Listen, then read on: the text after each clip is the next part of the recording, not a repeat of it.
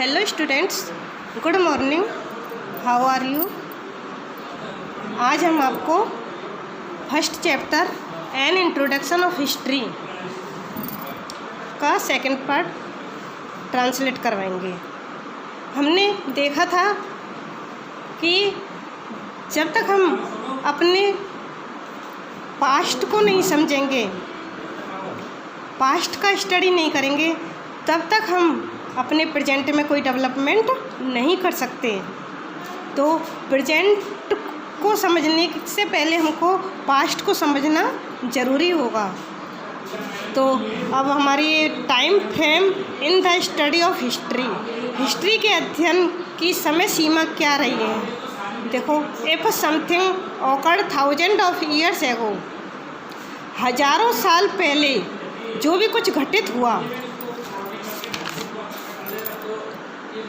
We learn about it from the evidence, हम सबूतों से इसके बारे में सीखते हैं। Which our ancestors have left behind, जिनको हमारे पूर्वज पीछे छोड़ गए हैं। Historians and archaeologists analyse these evidence and construct the past, ऐतिहासिककार और पुरातत्ववेत्ता इन सबूतों का विश्लेषण करते हैं और पास्ट का पुनः निर्माण करते हैं। Generally history is studied under two broad division, सामान्यतः इतिहास को दो विस्तृत भागों में विभाजित करके अध्ययन किया गया है। There are number 1 prehistory और the period for which no written record are available, पहला इतिहास जिसका हमारे पास लिखित रूप में कोई रिकॉर्ड उपलब्ध नहीं है। Number 2 the period of recorded history, समय जिसका हमारे पास में लिखित रूप में रिकॉर्ड है। अब हम पहले प्री हिस्ट्री का अध्ययन करेंगे।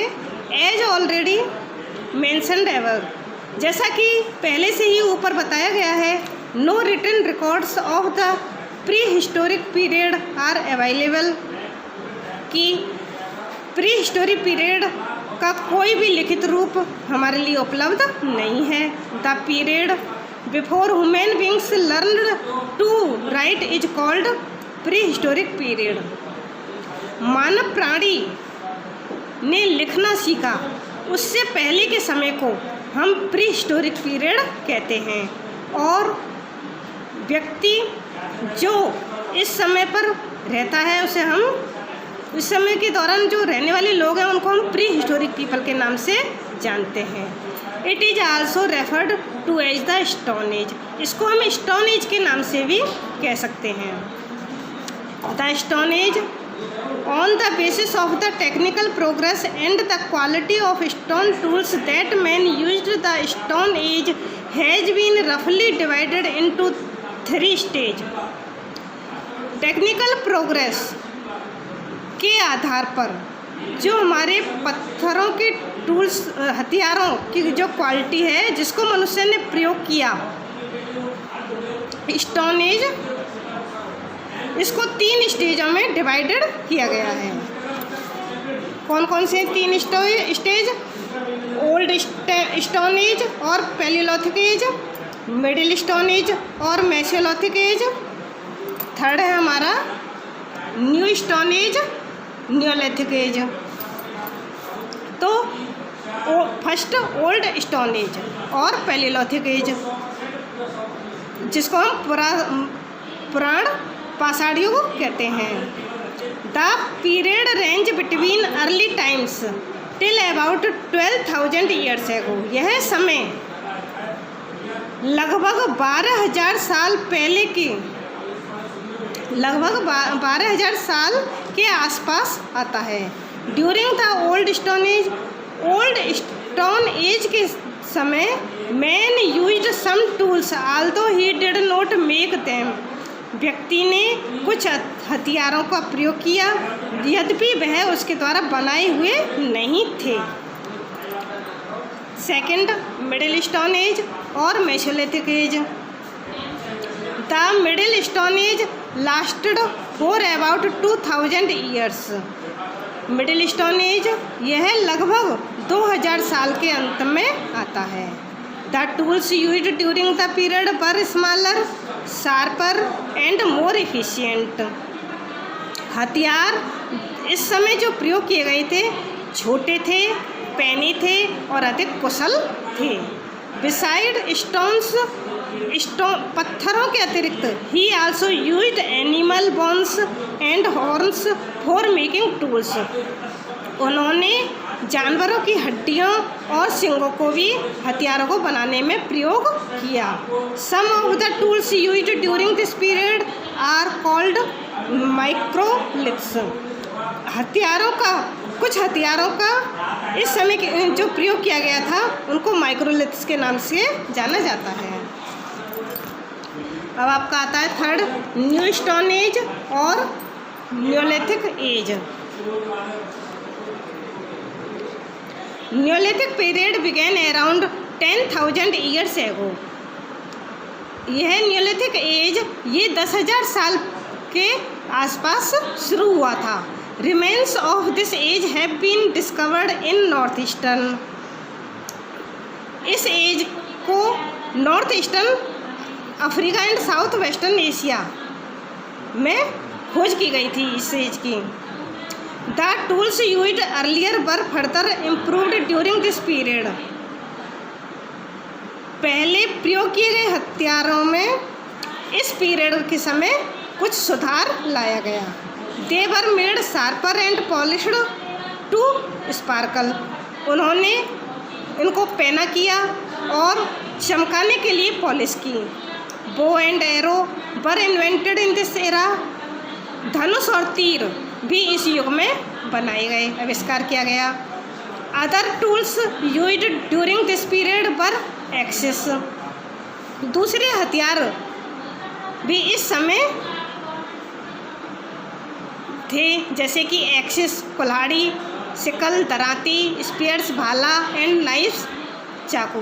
ए large number of these tools have been recovered during excavation of many Neolithic sites both in India as well as in many other part of the world।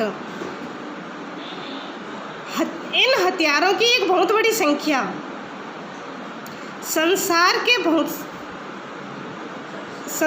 Bharat के साथ साथ संसार के दूसरे भागों में खुदाई में प्राप्त किए गए हैं।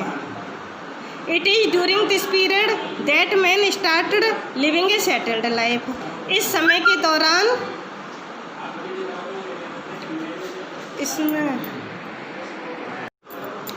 It is during this period that men started living a settled life। इस समय व्यक्तियों ने एक व्यवस्थित जीवन जीना शुरू किया। ब्रॉन्ज एज,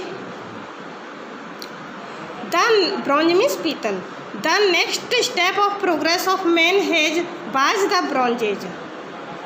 व्यक्ति की प्रगति का अगला नेक्स्ट स्टेप है ब्रॉन्ज एज।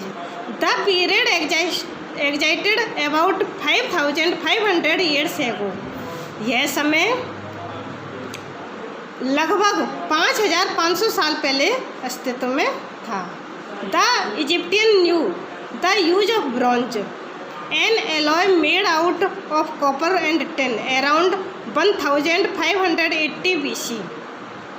इजिप्टियनों ने जाना पीतल का प्रयोग, एक मिश्र धातु जो कि कॉपर और टिन को मिलाकर के बनी हुई है, और इस पीतल का प्रयोग इस युग के समय यह युग लगभग 1580 BC के आसपास का था। Man started smelting and pattern implement from metals. व्यक्ति ने मेटल को पिघला करके औजारों को बनाना शुरू किया। Iron age the present age in which we live. वर्तमान युग जिसमें हम रहते हैं is known as iron age. यह एक आयरन एज के नाम से जाना जाता है। The start of this age, इस एज की शुरुआत is placed around 3,000 years ago. 3,000 साल पहले मानी जाती है। The pioneer in the use of iron were said to be the Hittites who lived along the shores of Black Sea. Iron के प्रयोग में पायोनियरों ने कहा कि हिटिस होना पड़ेगा जो ब्लैक सी के किनारे पर रहते थे। हिटिस होने को कहा था उन्होंने जो ब्लैक सी के किनारे पर रहते थे। एवोल्यूशन ऑफ लैंग्वेज, लैंग्वेज का विकास। Evolution of language was an important development in the history of mankind. Language का विकास एक व्यक्ति के इतिहास में महत्वपूर्ण भूमिका रखता है। It has played a very important role in changing the savage man to the civilised man. इसने एक असभ्य व्यक्ति को सभ्य व्यक्ति बनाने में एक बहुत महत्वपूर्ण भूमिका निभाई है। Written language is the bridge between the past and the present. Written language एक पास्ट और प्रेजेंट के बीच में ब्रिज का काम करती है। The first step in the development of language was picture writing. First step language के विकास में पहला स्टेप पिक्चर राइटिंग था। लेटर बाद में it was developed in ideograph in which a whole idea was expressed by means of picture. बाद में यह विचारों में विकसित हुआ जिसमें संपूर्ण विचारों को पिक्चर के माध्यम से व्यक्त किया गया था। The phonetic and the alphabets were the last to develop. ध्वन्यात्मक और वर्णमाला ये विकास का अंत था। Period of recorded history. अब हम जो हमारे पास रिटन के रूप में रिकॉर्ड है उस हिस्ट्री का अध्ययन करेंगे।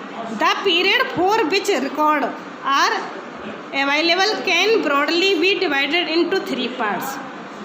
समय जिसमें रिकॉर्ड विस्तृत रूप में अवेलेबल हैं उनको 3 पार्टों में डिवाइडेड किया गया है। एंशियंट हिस्ट्री, मीडिएवल हिस्ट्री और modern history. It should however be noted that time frame for these period are different for different place. फिर भी देखा गया है कि विभिन्न स्थानों की इन समय की जो समय सीमा है, इन पीरियडों की समय सीमा विभिन्न स्थानों पर भिन्न भिन्न है। एज फार एज जहाँ तक कि Indian history is concerned, Indian history को समझा जा सकता है। The ancient period started from the Harappa culture. Ancient प्राचीन समय हड़प्पा कल्चर से शुरू होता है and extends up to the region of emperor Harsha, और यह सम्राट हर्ष के क्षेत्र तक इसका विस्तार है। The medieval period is taken from the Arab conquest of Sindh and extends up to the fall of the Mughal empire and the modern period follows thereafter. Medieval period को अरब सिंध की अरब विजय से लिया जाता है और यह मुग़ल एम्पायर के पतन तक इसका विस्तार है, और मॉडर्न पीरियड इसके बाद का है। Though there is no solid base, लेकिन कोई ठोस हमारे पास आधार नहीं है for the classification of these period, इन पीरियडों को क्लासिफिकेशन करने के लिए।